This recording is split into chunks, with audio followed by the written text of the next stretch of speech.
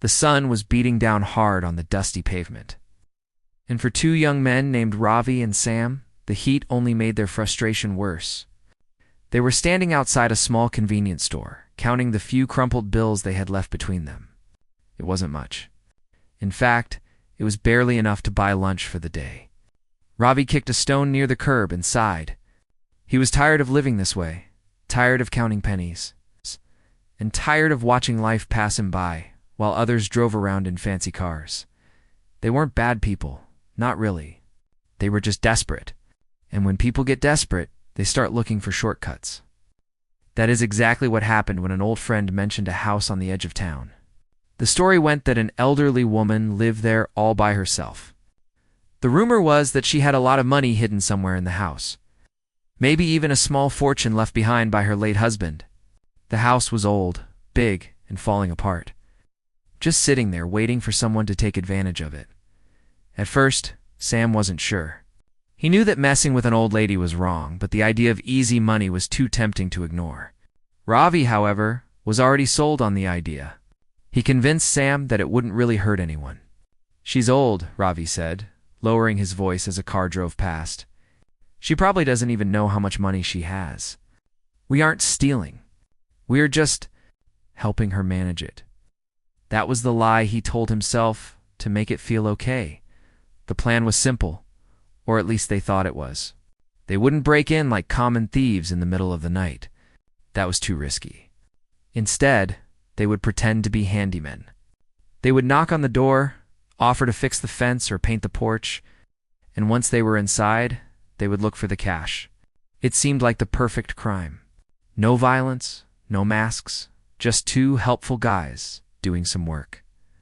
The next morning, they put on some old work clothes, grabbed a few rusty tools from the back of Ravi's truck, and drove toward the house. It was further out of town than they expected, sitting on a lonely hill surrounded by overgrown grass. The house looked tired. The paint was peeling off the siding, and the windows looked like clouded eyes staring back at the world. It felt sad, but Ravi didn't see the sadness. He only saw an opportunity. As they walked up the cracked driveway, Sam felt a knot tighten in his stomach. It felt too quiet.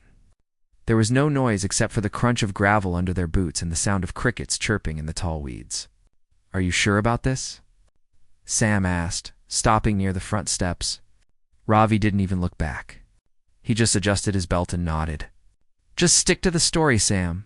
We are here to fix the gate. Keep it simple." Ravi knocked on the heavy wooden door. For a long time, there was no answer. They were just about to turn around and leave when they heard the slow shuffling of footsteps inside. The lock clicked, and the door creaked open slowly. Standing there was a frail woman with silver hair pulled back in a loose bun. She looked at them with eyes that were kind but tired. She didn't look like a rich woman with a fortune to hide. She looked like someone who just wanted a quiet life. "Hello?" she said, her voice soft and a bit shaky. Ravi put on his biggest, most charming smile. "Good morning, ma'am. My name is Ravi, and this is Sam. We were driving by and noticed your gate was looking a little rough. We're in the area doing some work and thought we could offer to fix it for you. For a fair price, of course." The old lady looked past them, down the driveway at the gate that was barely hanging on to its hinges. She seemed surprised that anyone had noticed. "Oh my," she said quietly. "I suppose it does need some attention. I haven't been able to get out there myself in years." That was the opening they needed. She invited them in to discuss the price, offering them glasses of lemonade. As they stepped into the cool hallway, the smell of old wood and lavender hit them. It wasn't the smell of money. It was the smell of a home that had been lived in for a long time. But Ravi didn't care about the smell. His eyes were scanning the room, looking for a safe, looking for anything shiny, looking for a way to change his life. They sat at a small kitchen table while the woman, whose name they learned was Mrs. Clara, poured the lemonade. Her hands trembled slightly as she placed the glasses on the table, but she smiled warmly at them. She told them how lonely it got in the big house and how nice it was to have visitors. Sam took a sip of the drink and felt a pang of guilt. She was treating them like guests, like grandsons almost, while all he could think about was how to trick her. Ravi, however, stayed focused. He talked fast about the work they would do, naming a price that sounded cheap but was actually just a way to get their foot in the door. He watched her reaction closely, trying to figure out if she was rich or just pretending to be poor. When she readily agreed to the price and went to get her purse, Ravi nudged Sam under the table. He thought they had hit the jackpot. Mrs. Clara returned with an old velvet coin purse. She opened it and took out a few bills. It wasn't a lot of money, definitely not the fortune they were expecting. But she paid them up front for the materials they claimed they needed to buy. As she handed the money to Ravi, her hand brushed against his. It was soft and papery, full of age. "Thank you, boys," she said sincerely. "It means a lot to me that you're willing to help." Ravi took the money, feeling the bills crinkle in his hand. This was the easy part. The plan was working. But as he looked at Mrs. Clara's smiling face, he had to force himself to smile back. He told himself that he was doing her a favor by fixing the gate, that the money he would eventually find would just be sitting there gathering dust. He ignored the small voice in the back of his head that told him this was wrong. They left the house that afternoon with a small advance and a promise to return the next day to start the work. As they drove away, Sam looked in the rearview mirror. Mrs. Clara was standing on the porch, waving goodbye. She looked so small against the backdrop of the giant, empty house. Ravi was already counting the cash and talking about how they would search the house the next day. He was excited, his mind racing with thoughts of what he would buy. But Sam sat in silence, the taste of the lemonade still in his mouth, feeling like they had just crossed a line they couldn't uncross. They had come for the money, but something about that house felt heavier than they expected. They didn't know it yet, but they weren't the only ones with a plan. The next morning arrived with a gray sky that looked like it might rain at any moment. Ravi and Sam drove back up the long, winding driveway, the tires crunching loudly on the gravel. They had brought a few more tools this time, mostly to make the act look convincing. Ravi was in a good mood. The small bit of money they had gotten the day before was already spent in his mind on plans for the future. He was convinced that the big score was sitting right inside that house, waiting for them to find it. Sam, however, was quieter. He couldn't shake the feeling of Mrs. Clara's hand shaking as she gave them the money. But he pushed the thought down. He needed the money just as much as Ravi did, and he told himself that no one was really getting hurt when they knocked on the door. Mrs. Clara answered almost immediately, as if she had been waiting for them. She was dressed differently today, wearing a thick cardigan even though it wasn't very cold outside. She smiled warmly and welcomed them in, offering them tea and cookies she had baked that morning. The kitchen smelled of cinnamon and sugar, a stark contrast to the dusty, neglected smell of the rest of the house. For a moment, it felt less like a job and more like they were visiting their own grandmother. But Ravi was impatient. He didn't want to sit and eat cookies. He wanted to get to work on the fence. He needed an excuse to be outside, away from the house, so he could look for a way to get back inside when Mrs. Clara wasn't looking. He gulped down the tea and stood up abruptly. "Well, we better get started, Sam. The day isn't getting any younger," he said, his voice full of fake energy. Sam nodded and followed him out. The fence was in worse shape than they realized. The wood was rotting, and the posts were leaning precariously to one side. It was going to be harder to fix than they thought. As they worked, hammering and sawing, Mrs. Clara came out to watch them. She sat on an old wooden bench on the porch, wrapping a shawl around her legs. She didn't say much at first, just watched them with a gentle expression. After a while, she started to talk. At first, it was just small talk about the weather in the town, but soon, she began telling them stories about the house. She pointed to a large oak tree in the yard and told them that her husband had planted it the day they moved in, 50 years ago. She talked about how they used to sit on that very porch in the evenings, watching the sun go down. Her voice was soft, filled with a nostalgia that made Sam stop hammering for a moment to listen. "My husband Henry built this fence with his own hands," she said, looking at the rotting wood. "He was so proud of it. He used to say that a good fence keeps the bad things out, but it also shows that you care about what you have inside." Ravi kept working, trying to ignore her. He didn't care about Henry or the history of the fence. He just wanted to find the money. He was scanning the property, looking for sheds or outbuildings where a safe might be hidden. He was getting frustrated. The more Mrs. Clara talked, the more he realized how much she loved this place. It made it harder for him to see her as just a tea. RG. Around midday, Mrs. Clara called them over for a break. She had made sandwiches. As they sat on the grass eating, she looked at Sam with curious eyes. "You boys are young," she said. "You have your whole lives ahead of you. Do you have big dreams?" Sam hesitated. He wasn't used to being asked about his life. "I don't know," he mumbled. "Just want to get by, I guess." Mrs. Clara smiled. "Henry used to say that getting by isn't living. He said you have to have something to strive for, something that makes you wake up in the morning." She looked at Rivy, who was busy picking at his sandwich. "And you, what do you strive for?" Rivy looked up, annoyed by the question. He wanted to say money, but he knew he couldn't. So, he lied. "Just want to start my own business, ma'am. Be my own boss." "That is a good dream," she said, nodding. "Independence is a wonderful thing, but it comes with a price. You have to be willing to work hard for it." The conversation bothered Rivy. It felt like she was hinting at something. Like she knew they weren't really who they said they were. But she never accused them. She just smiled and offered them more lemonade. It was confusing. He had expected her to be frail and forgetful, easy to trick. But she was sharp. She noticed things. After lunch, they went back to work. Rivy decided he needed to explore the property. He told Sam to keep fixing the fence while he went to check the back of the yard for loose boards. As he walked away from the house, he noticed a small, rusted shed tucked behind a cluster of trees. His heart beat faster. This was exactly the kind of place where someone would hide a safe. He tried the door, but it was locked. He looked around to make sure Mrs. Clara wasn't watching. She was still on the porch, looking at an old photo album. Rivy took a small pry bar out of his tool belt and jammed it into the doorframe. With a grunt of effort, he forced the door open. It groaned loudly, making him flinch.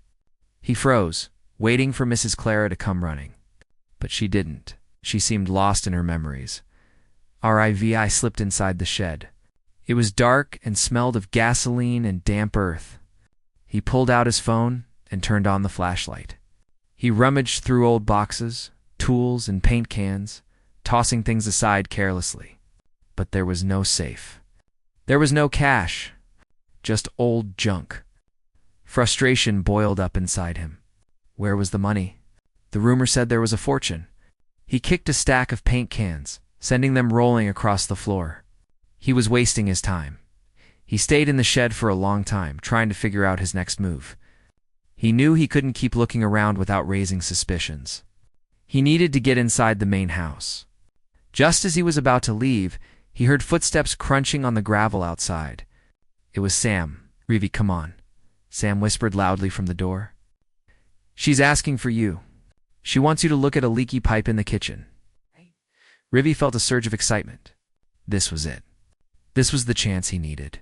He quickly arranged the junk in the shed to make it look less disturbed and walked out. "Yeah, I'm coming," he said, trying to hide his smile. They walked back to the house together. Rivy was buzzing with anticipation. He had managed to stay out of the house so far, but now he was being invited in. He knew that once he was inside, he could look around. He could find the study, the bedroom, or the basement. He just needed a few minutes alone. When they got back to the porch, Mrs. Clara was waiting for them. She looked at Rivy, and for a second, he felt like she could see right through his pockets, right into his greedy mind. But her expression remained kind. "Thank you for coming back," she said. "The pipe is under the sink. It has been dripping for days, and I just can't bend down like I used to." They went inside, the cool air of the house wrapping around them. Rivy made a beeline for the kitchen, while Sam stayed close to Mrs. Clara, making small talk. As Rivy crawled under the sink, he wasn't looking at the pipes. He was looking for a false back panel or a hidden key taped to the underside. He ran his hands along the inside of the cabinet, feeling around in the dark. There was nothing. He banged on the pipes a few times to make it sound like he was working, then stood up.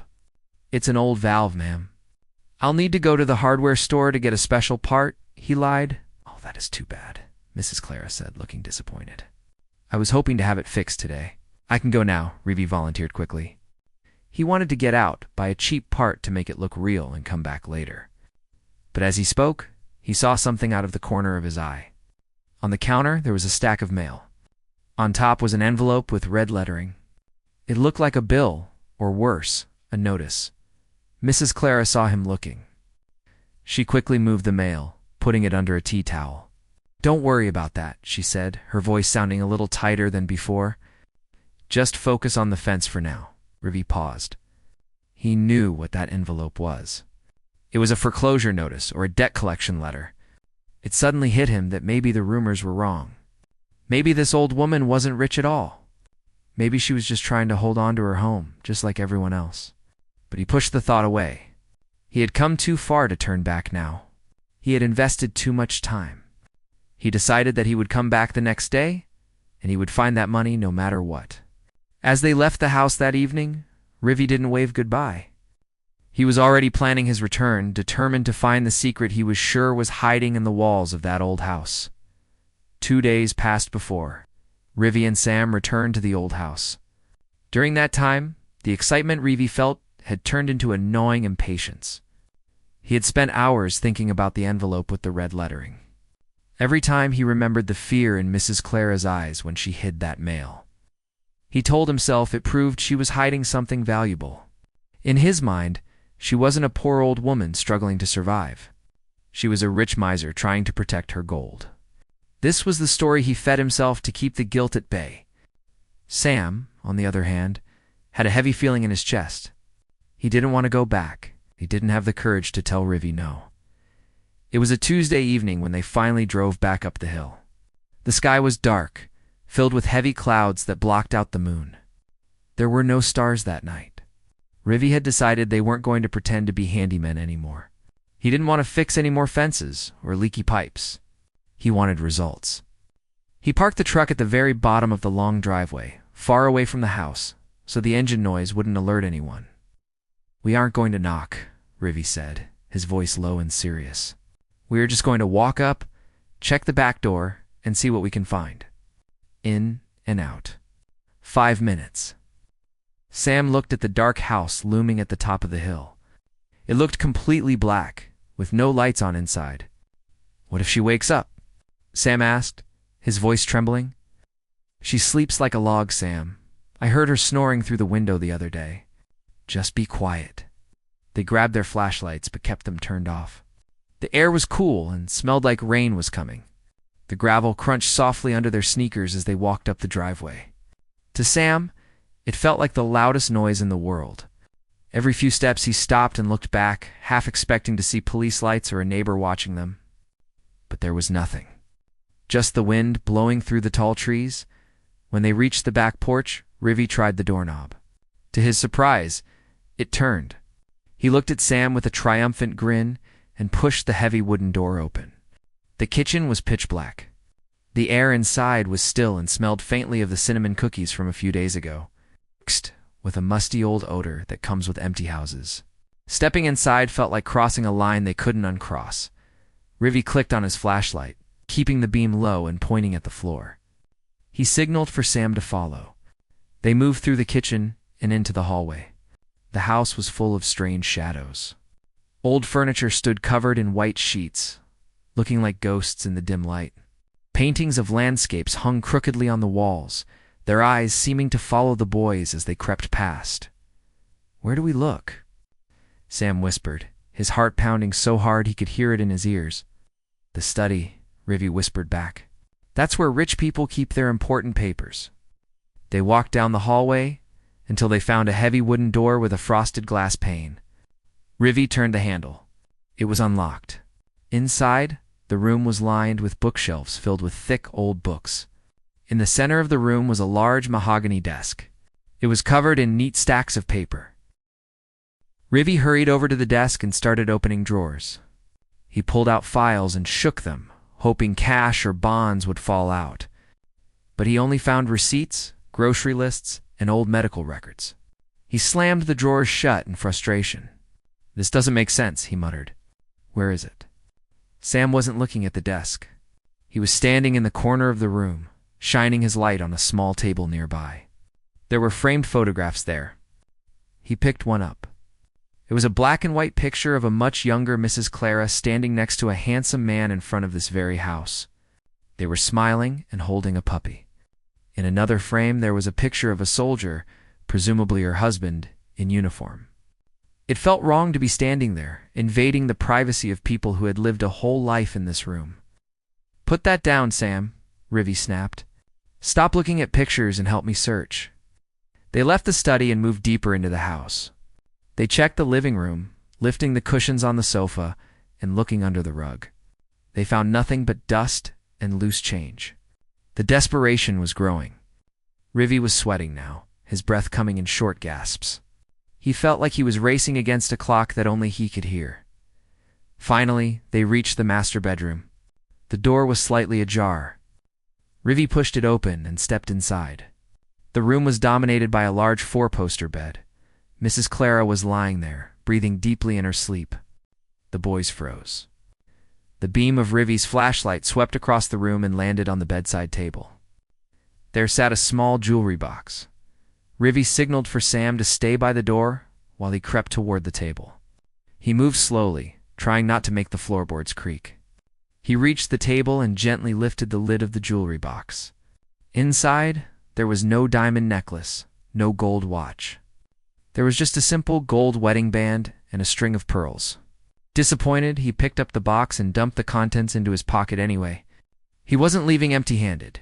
He turned to leave, but as he did, his flashlight beam caught a painting on the wall opposite the bed. It looked odd, slightly crooked. Rivy walked over to it. He tapped the wall behind the painting. It sounded hollow. A safe, he was sure of it. His heart raced. This was it. The moment he had been waiting for. He grabbed the edge of the painting and pulled it aside. But there was no safe door. There was just a hole in the drywall about the size of a fist, stuffed with old newspapers. Rivy let out a sound of pure anger. It was just a mouse hole, covered by a painting. He punched the wall, leaving a dent in the plaster. Suddenly, a floorboard creaked loudly behind them. It wasn't Sam. Sam was still by the door. Rivy spun around, his flashlight flashing wildly toward the sound. Standing in the doorway of the bedroom was Mrs. Clara. She wasn't wearing her nightgown. She was wrapped in a thick robe, holding a heavy candle in one hand. In the other hand, she wasn't holding a weapon but a small brass bell. The look on her face wasn't fear. It was a look of profound sadness and disappointment. The room went dead silent. Sam felt his legs turn to jelly. Rivy stood frozen, his hand still halfway into his pocket where he had stuffed the cheap jewelry. Mrs. Clara didn't scream. She didn't run. She simply stood there, looking at the two boys who had eaten her food and lied to her face. She raised the brass bell and rang it once. A soft, clear chime echoed through the silent house. "I heard you on the stairs," she said softly. Her voice didn't waver. "I was hoping you were just checking on me. But I see now that I was wrong." Rivy tried to speak, to make up an excuse about hearing a noise, but the words died in his throat. The lie was too big, and the reality of what they were doing was too heavy. They were caught. Mrs. Clara looked around the messy room, the pulled-out drawers, and the disturbed photographs. Then she looked back at them. "You boys have been searching so hard," she said, almost to herself. "But you aren't looking for money, are you? You're looking for a way out." She turned and walked back into the hallway, leaving the boys standing in the dark, messy bedroom. "Come downstairs," she called out gently. "We need to talk." Rivy looked at Sam, panic in his eyes. They had planned for a lot of things, but they hadn't planned for this. They had come to steal from a helpless old lady, but the woman standing in the hallway didn't seem helpless at all. She seemed like the only adult in the room, and she had just caught them with their hands in the cookie jar. There was no running now. The game was over. The walk down the stairs was the longest walk Rivy and Sam had ever taken in their lives. Their feet felt heavy, like they were made of lead. The house was completely silent, except for the soft, tapping sound of Mrs. Clara's slippers on the wood ahead of them. Rivy wanted to run. He wanted to push past her and bolt out the back door into the dark night. But he couldn't move his legs. A strange force, maybe it was fear, or maybe it was shame, kept him frozen in place. Sam walked behind him, looking down at his feet. Wishing he could disappear into the floorboards, they reached the living room. Mrs. Clara walked over to a table lamp and turned it on. A soft, warm yellow light filled the room, chasing away the scary shadows.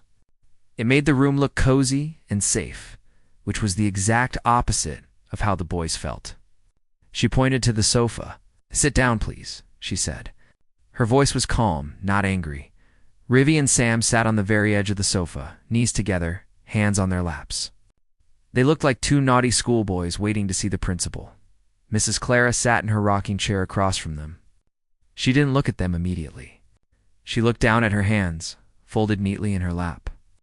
"I know who you are," she said quietly. Rivy's heart skipped a beat. He thought she knew their real names, or maybe she knew their families. He opened his mouth to speak, but she stopped him with a gentle wave of her hand. "Not your names," she said, as if she could read his mind. "I don't need to know your names. I know what you are. You are boys who think the world hasn't given them a fair shake. You think that taking what isn't yours is the only way to get ahead?" Sam felt a tear sting his eye. He wiped it away quickly with his sleeve. She was right. He always felt like he was behind everyone else, struggling to catch up. Mrs. Clara looked at Sam. "You, the quiet one, you have a good heart. I could see it when you looked at the photos of my Henry. You didn't want to be here tonight, did you?" Sam shook his head slowly. "No, ma'am," he whispered. She turned her gaze to Rivy. "And you? You are the leader. You think you are tough? You think you are doing what you have to do to survive.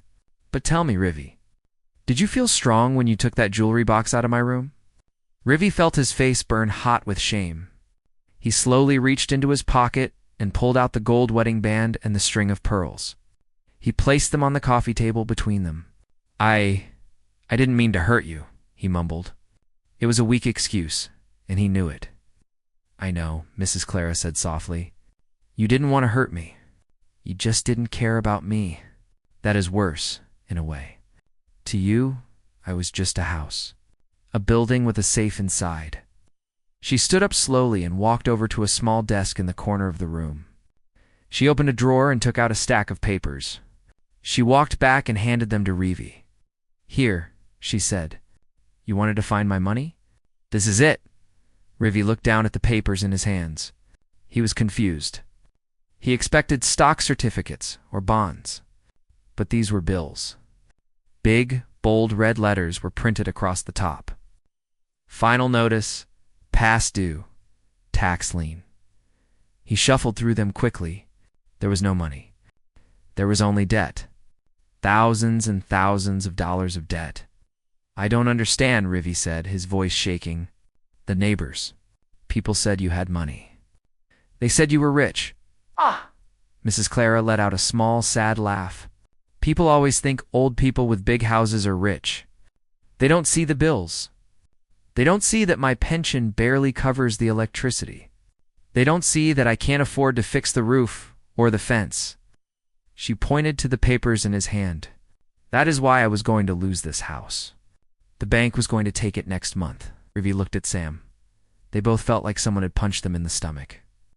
They had spent days plotting, lying, and sneaking around, trying to steal a fortune that didn't exist. They had terrified a lonely old woman for absolutely nothing. The greed inside them evaporated, replaced by a hollow, sick feeling. "There is no safe," Mrs. Clara said simply. "There is no inheritance. Henry and I spent everything we had on this house and raising our children, who are all gone now. This house, it's all I have left, and I can't even afford to keep the lights on." The room was silent for a long time. The only sound was the clock ticking on the wall. Sam was crying now, not trying to hide it. The guilt was crushing him.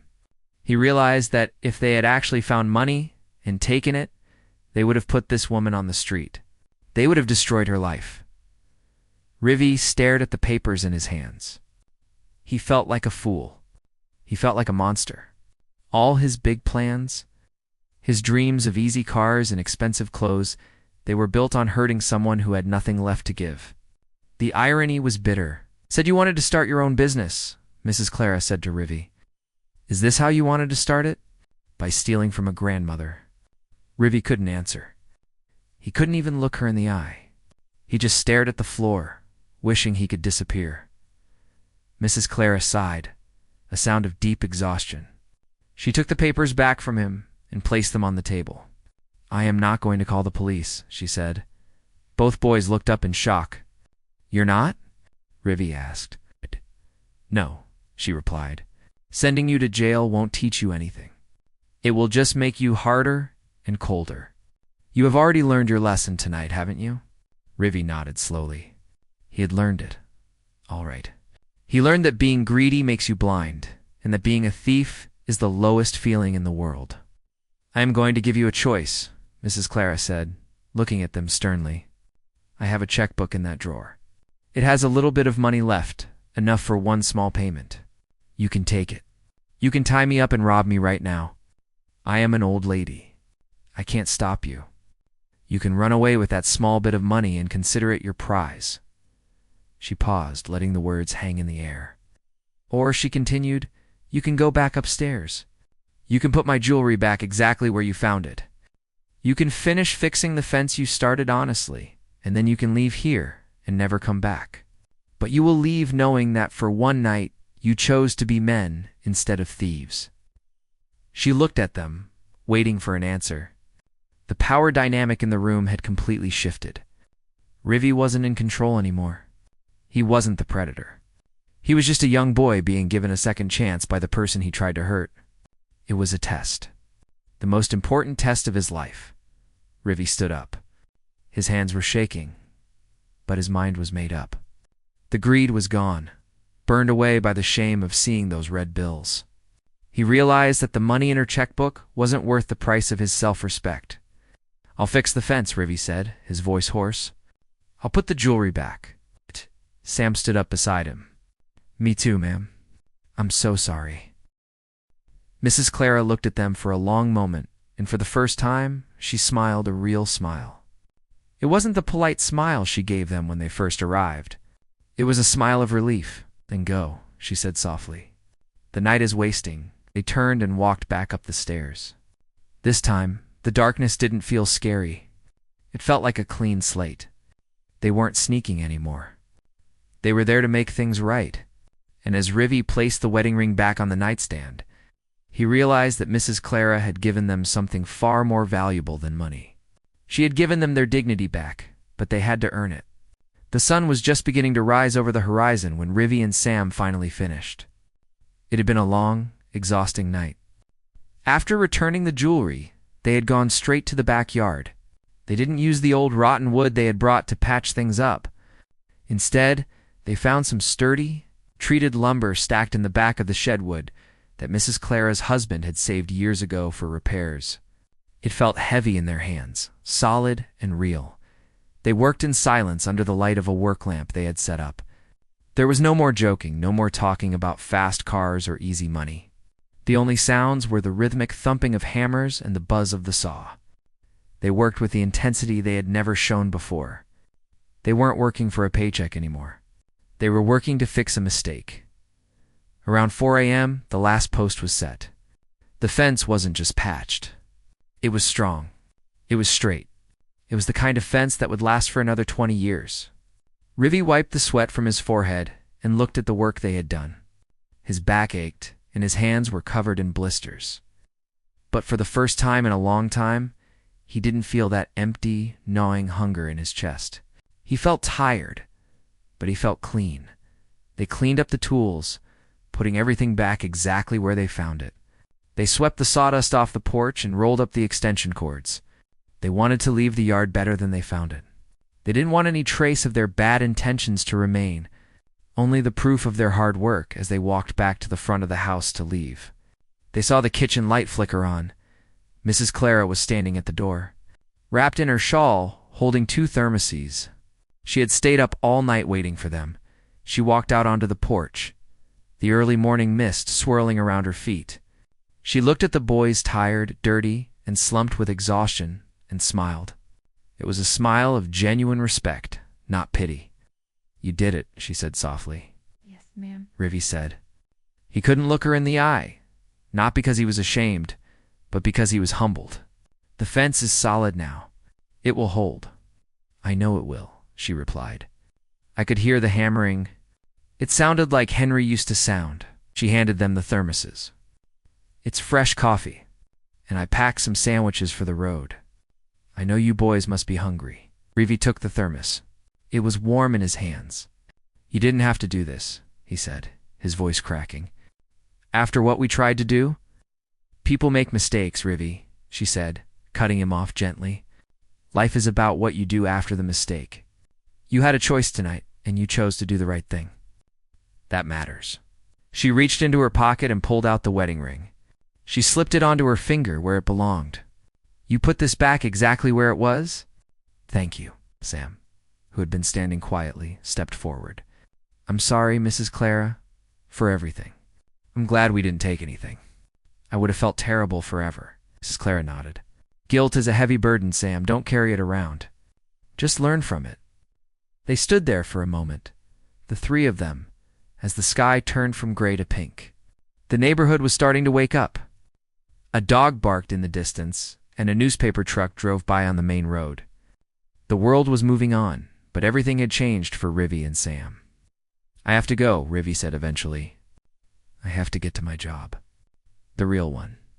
Me too, Sam added. Go on then, Mrs. Clara said. And don't look back. Just keep moving forward. Rivi and Sam walked down the driveway. They didn't run this time. They walked slowly, taking in the morning air. When they got to the end of the driveway, Rivi stopped. He turned around. Mrs. Clara was still standing on the porch, watching them go. She raised one hand in a slow wave. Rivi waved back. He didn't say goodbye, because he knew he would never see her again. But he knew he would never forget her. They got into the truck. It felt different sitting in the old seats. The truck didn't smell like dust and grease anymore. It smelled like sawdust and coffee. So, Sam said, buckling his seatbelt, what do we do now? Rivi started the engine. It roared to life, loud and rough. He looked out the windshield at the road stretching out ahead of them. He thought about the bills in Mrs. Clara's house. He thought about how hard she worked to keep her home, even when she had nothing. He realized that you don't get rich by taking things. You get rich by earning things. We go to work, Rivi said firmly. And then we figure out how to pay off those bills for her. Sam looked at him, eyes wide. Really? But we don't have that kind of money. Not yet, Rivi said, a small smile forming on his lips. But we have 2 strong pairs of hands. And now we know how to use them. We'll work overtime. We'll take extra jobs.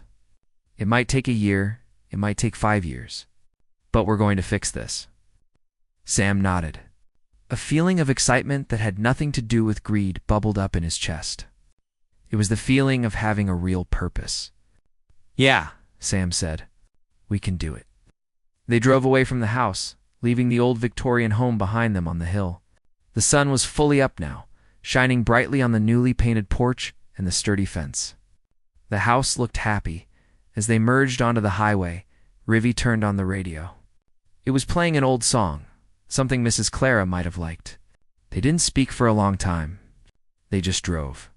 The money they thought they wanted wasn't in their pockets, but something much more valuable was in their hearts. They had come to that house as thieves, looking for an easy way out, but they left as men, ready to do the hard work. They had come for the money, but they left with a lesson they would never forget.